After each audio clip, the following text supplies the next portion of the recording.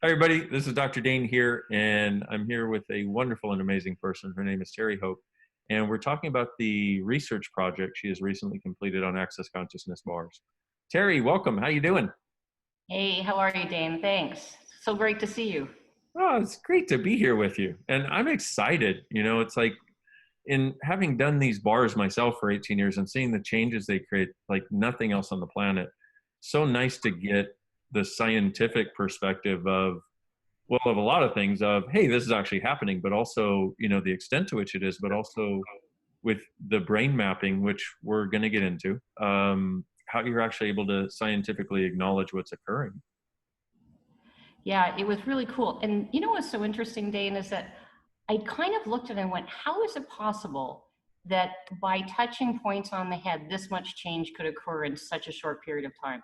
Like it blew my mind. I sometimes think that, like a hammer upside the head might create change instantaneously too, but that doesn't seem to be a viable option in most people's worlds. So can you talk a little, before we get started into the project itself, can you talk a little bit about your background and your story and, what your credentials are, how you got here, that sort of thing? So I'm a Ph.D. and Doctor of Natural Medicine. My specialty is in quantum medicine. So, which the premise of which is everything is energy, and I truly believe that the fabric of the universe is coming from energy, really at some level. And the beginning of my journey was actually in 2013. I was actually at an access class, and I went, it would be really cool to do a study on access bars and anxiety and depression. So I kind of spurred on, and I just kept on and going and thinking, I've got to find a way to do that. And in fact, this would be the second piece of research that I've been able to participate in on access bars, one of which I did with Dr. Fan and which hasn't yet been published. However, there's some really great results that coincide with the results of this research as well. Cool. And Yeah. so can you talk a little bit about the value of research studies as far as they relate to bars? Like, what does that give us? What's the gift in that? Well, I think that the gift is that for some people who need to hear it, there's those of us who know, or those of people who have experienced access bars and have really received a lot of change or something different in their life or are happier. They know by experience that that can occur. And then there's other people who really need to know, give me something tangible so I can really be able to see it or hear it or know that it's going to work or that there's something there. And Yeah.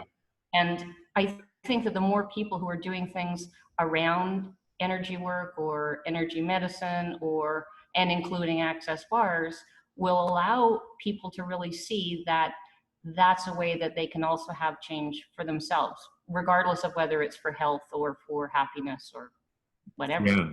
Well, absolutely. And, I think you said it yourself. You're like, I was so surprised that touching somebody's head could have these amazing changes. Totally. And it's so easy. It's so simple to learn and so available. People often discount it and go, oh, well, of course that couldn't work, or unless, and I would say it falls into two camps. There's that. And then there's the other side of those of us who have had it where we're like, it works. I have no idea how, but it definitely works. So can we talk about the study and, what you found as it relates to bars and depression and anxiety? Okay, so this study was considered a pilot study because of the number of people that were in the research. So it started off with 10 people and the final number were 7. Both men and women equally in equal groups. And the criteria to be in the study was that they had to either be depressed or have anxiety or both. And 50% of people who have any kind of disorder, a mood disorder, often have coexisting anxiety. So what was interesting when we looked at the results, one of the things I looked at was, what kind of anxiety do they have? Or what kind of depression do they have? So there was one test that we looked at, which was do they have what's called state anxiety, which is a kind that's temporary and often goes, or something called trait character anxiety, which is something that's long lasting and part of their sort of how they are as a being, let's say. Mm. And we did the same for depression.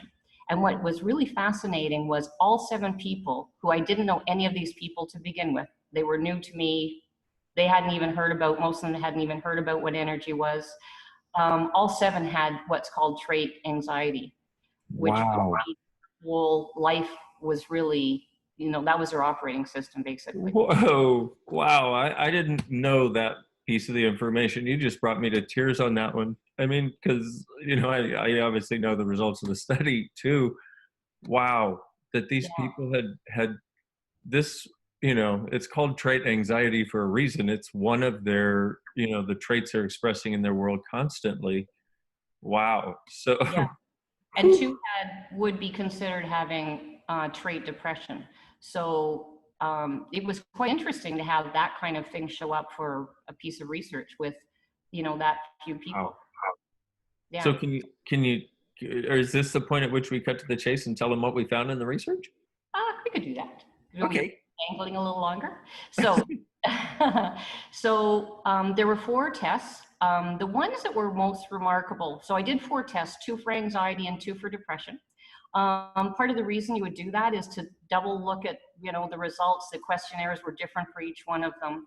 And for the Beck anxiety inventory, which is a standardized test method, psychological testing method, the results had an 84.7% change in the mean or the average change for the between the pre-score and the post-score for Wow. anxiety. An So 84.7, an 80, let's call it 85, an 85% change. that's right. And the range was anywhere from 100% to like something like 53%. So that's how you get Wow. that in between score. So some people, like one of the people had 100% change. Yeah. Wow. And And then, when you have something like that, I mean, when you have somebody who comes in, they get their bars run for how long was the session? oh, okay, sorry. The session was one session and it was 90 minutes long. Okay, so this is one bar session, 90 minutes long, and these people are self-reporting 85%, an average, let's say, of 85% change. So That's at correct. least, and the lowest person was 53%. That's right. And the highest was Oh, man, God, the gift. I'm probably not supposed to cry on this video, but man, this is why we do what we do. I mean, this is just, oh my God, the fact that, I mean, a 50% change, and most of these people have probably been trying everything under the sun to get some sort of change. And the fact that you said, you know, they had no idea what energy was, you hadn't met them before, that 100%. also for me validates that it is about the bars and it's not, you know, people coming and going, oh, you know, people that have never heard of it. No, and it was quite remarkable. And the same kinds of results were seen in the other tests. So the Beck Depression Inventory, which I use for one of the depression scales, had an 82.7% change as an average score. So Wow. they really reflected the same. And what was also interesting, Dane, is that um, the people who were in the study, they actually all had like a pretty broad distribution between mild to severe. So when it came to anxiety, like there was like at least 1 or 2 people in the severe category, and then a couple in the moderate category, and then, you know, the rest were in the mild category. So it was really broadly distributed across. Right. And yeah, so that was really interesting because we got a really great mix. Wow. Well, Yeah. and I mean, if it's like, but I look at that, you know, having looked at many studies myself for different reasons, especially going through chiropractic school and seeing the efficacy of different methods. And then when I was researching depression myself, when I had it before bars, trying to find something that actually worked was practically non-existent because no matter what I tried, it never created a 50% result, especially in an hour and a half, you Yeah. know, and the average being 85% for people who have this once again as one of their fundamental traits. So this is amazing. So Yeah, so cool. one of the things that we spoke about before, you know, before we started recording was the brain mapping that you did, and how that creates a validity for the research in itself. And I know on a recent video that you did with some, explaining this, there was one lady who was just not nice. She was trying to show how what you did was invalid, or show how the study must have been designed incorrectly. And you went with her point by point and showed her what you did. And at the end of it, she was like, oh, wow, this is valid, because she was a researcher herself. And so can you talk about the validity of the research, number one, or the organization of it, and how it actually is valid, and also how doing the brain mapping and getting the brainwave studies, actually what it is, number one, and then how that creates the validity in the study? Okay, I can do that. So when we look at the questionnaires, when we take all the questionnaires together, for just like not to take them one by one, in general, the chance of these results in the questionnaires had a 3% or less than 3% chance of happening by chance. In fact, the one on the Beck anxiety inventory had a 99.6% chance of not ever being able to happen by chance. So 0.4. Wow.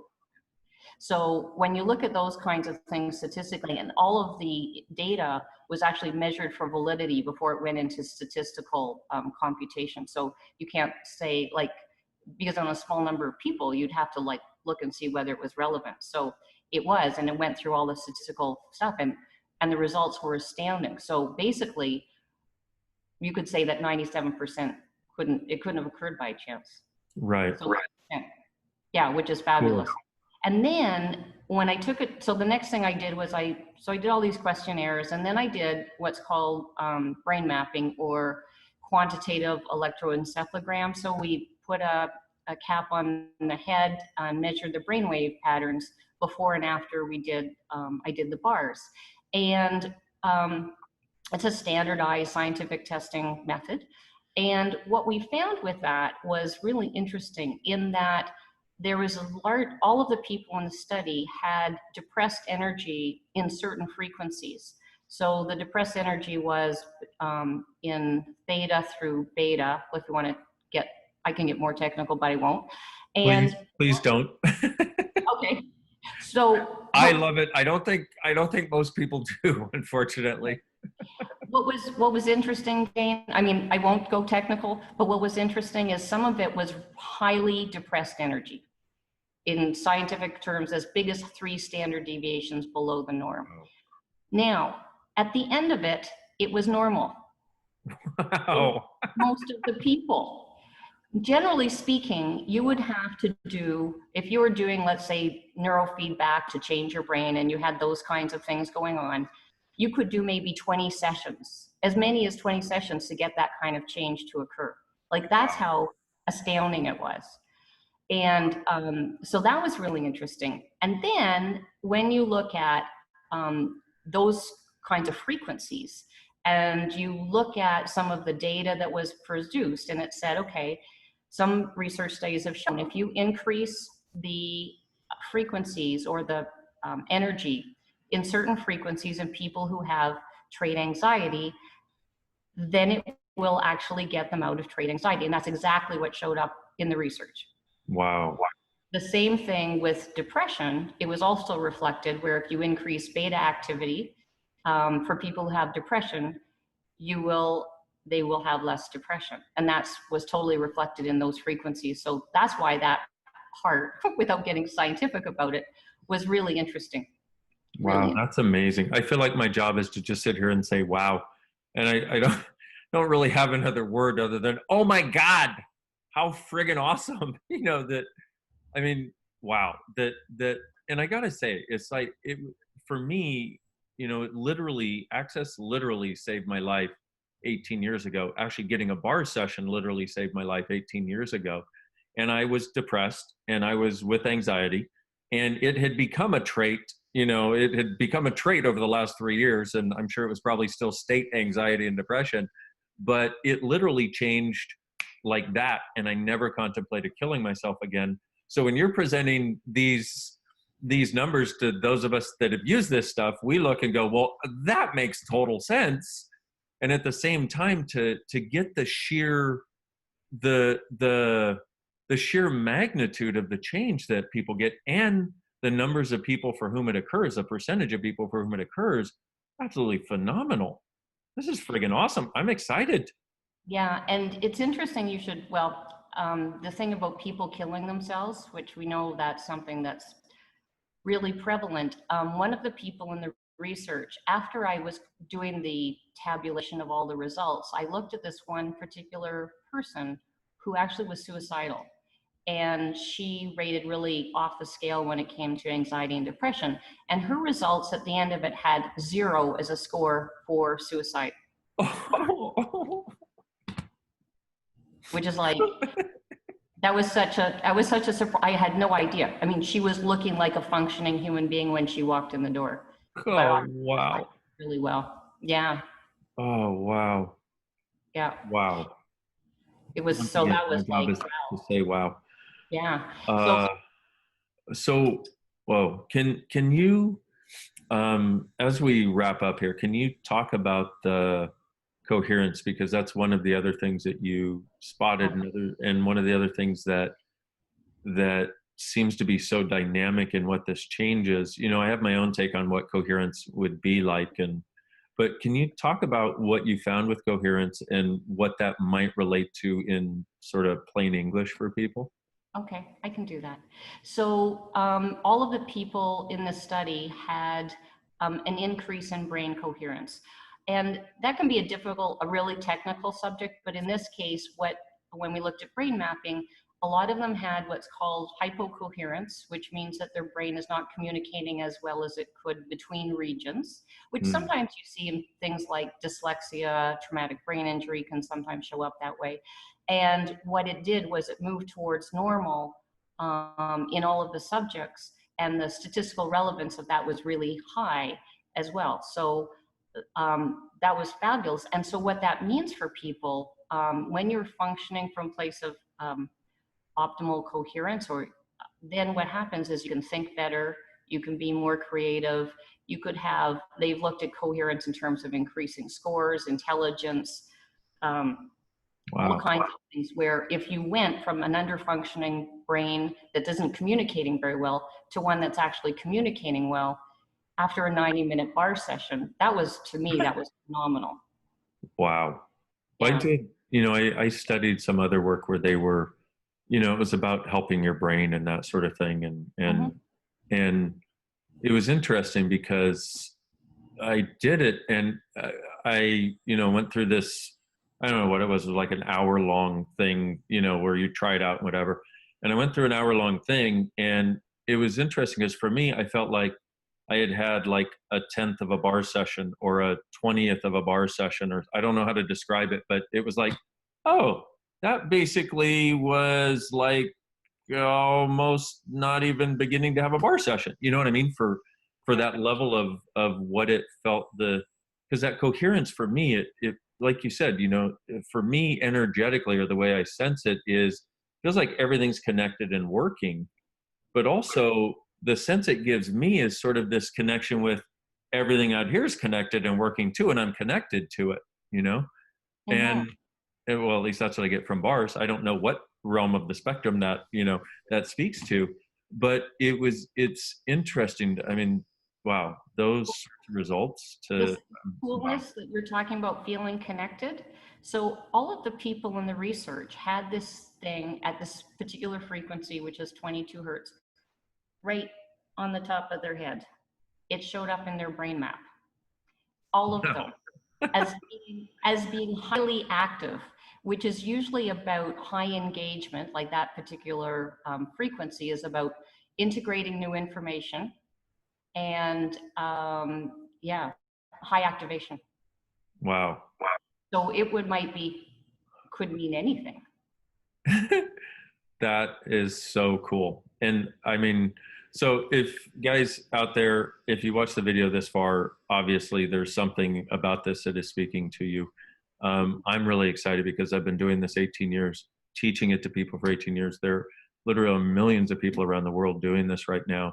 And I've been fortunate to meet hundreds of thousands of them in the 18 years I've been doing it, since I got my life saved 18 years ago. But never having any research, I just knew that it did something that contributed to people. And with Terry coming along and showing us that, look, there's actually something happening that is not only, one of the things I love about it is it's actually reproducible. And it's reproducible. And this is not something where, oh, you must become a bars master, and once you become a bars master, then you can give this gift to others. This is like, hi, I'm Bob. I don't know what the fuck energy is, but guess what? I want to learn this. And you put your hands on people and shit changes. It's like, it ain't brain surgery. So I just wanted to make that point in case people are sitting and going, oh, well, they have a study, so it must be scientific and you must be a master. And no, man, this is for all of us. This is a tool that's available for all of us. One of the things I'm excited about, Terry, is the possibility of studying traumatic brain injury, PTSD, because we've seen it with people who come and do this work, especially PTSD. I mean, the stories that I could tell you, the hundreds of people that I've seen that totally eliminated PTSD from their lives using bars and other access consciousness tools is off the charts. So I'm really excited for what is possible ahead.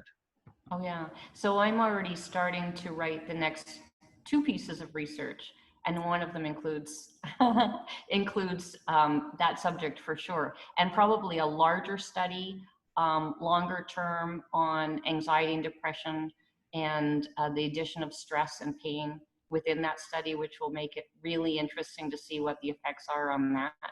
So it'll be Awesome. I am very much looking forward to that. And Terry, thank you so much for being with me today and thank you for having the balls to go do this. That may seem inappropriate to say to a beautiful woman, but thank you for having the balls to go do this, and the willingness to actually put it in this framework that everybody out there in the world can understand. Thank you so much. You are so welcome. Thank you. Thank you. Okay, and everybody out there, you can go to accessconsciousness.com to find out more. You can go to, what is our bar's website? accessconsciousnessbars.com. Access the bars, accessthebars.com. See, I don't go to the bars website very often because I already know all the people who run the bars. So accessthebars.com. Go there and you can find a bars practitioner. You can find a bars practitioner to get your bars run.